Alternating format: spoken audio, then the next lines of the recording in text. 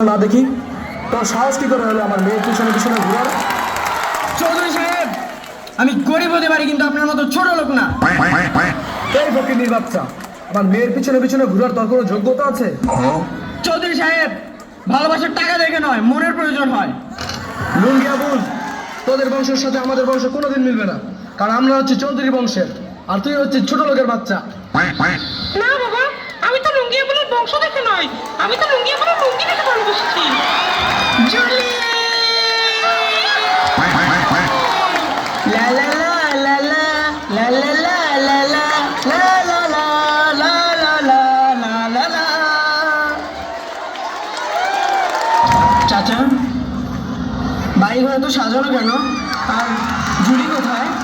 বাবা, জুলি তো সালমানের সাথে পালিয়ে গেছে।